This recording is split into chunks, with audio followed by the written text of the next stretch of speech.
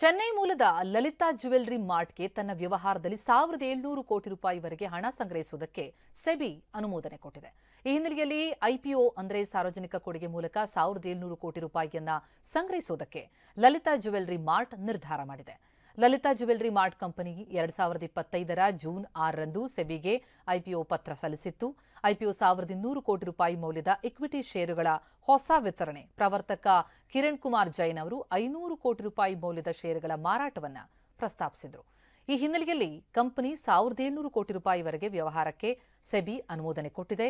Lalitha jewellery mart ದಕ್ಷಿಣ ಭಾರತದಾದ್ಯಂತ ಚಿನ್ನ, ಬೆಳ್ಳಿ ಹಾಗೂ ವಜ್ರದ ಆಭರಣಗಳನ್ನು ಮಾರಾಟ ಮಾಡುತ್ತೆ. ಆಂಧ್ರದಲ್ಲಿ 22, ತಮಿಳುನಾಡಿನಲ್ಲಿ 20, ಕರ್ನಾಟಕದಲ್ಲಿ 7, ತೆಲಂಗಾಣದಲ್ಲಿ 6 ಹಾಗೂ ಪುದುಚೇರಿಯಲ್ಲಿ 1 ಮಳಿಗೆಯನ್ನು ಹೊಂದಿದೆ. ಆಭರಣ ಮಾರಾಟದಲ್ಲಿ ಈಗ ಏರಿಕೆಯಾಗಿದೆ. ಒಟ್ಟು 56 ಮಳಿಗೆಗಳ ಮಾರಾಟದಲ್ಲಿ ಗಣನೀಯ ಏರಿಕೆಯಾಗಿದ್ದರಿಂದ ಸೆಬಿಯಿಂದ ಅನುಮೋದನೆ ಪಡೆದುಕೊಂಡಿದೆ. ಲಲಿತಾ ಜ್ಯುವೆಲರಿ ಮಾರ್ಟ್ ಭಾರತದಲ್ಲಿ ಅತಿ ವೇಗವಾಗಿ ಬೆಳೀತಾ ಇರುವಂತಹ ಕಂಪನಿ. ವ್ಯವಹಾರದಲ್ಲಿ ಶೇಕಡಾವಾರು ಹೆಚ್ಚಳವಾಗ್ತಾ ಇರೋದರ ಜೊತೆಗೆ ಭಾರತದ 2ನೇ ಪ್ರಾದೇಶಿಕ ಆಭರಣ ಕಂಪನಿ ಅಂತಲೂ ಕೂಡ ಡಿಆರ್ಎಚ್ಪಿಯಲ್ಲಿ ಉಲ್ಲೇಖಿಸಲಾದ ಸಿಆರ್ಐಎಸ್ಐಎಲ್ ವರದಿಯಿಂದ ಬಹಿರಂಗವಾಗಿದೆ.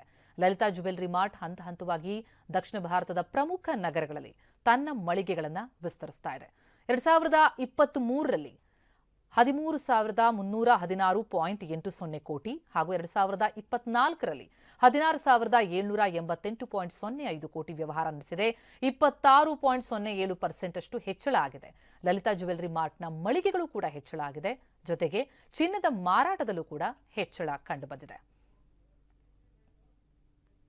మీ లలితా జ్యువెలరీకి రండి, మీ నచ్చిన నగకి ఫోటో తీసుకోండి, ఎస్టిమేట్ స్లిప్ తీసుకోండి, 4 కాదు 40 షోరూమ్తో కంపేర్ చేసుకోండి, ఎక్కడ తక్కువ ఉంటే అక్కడ కొనుక్కోండి.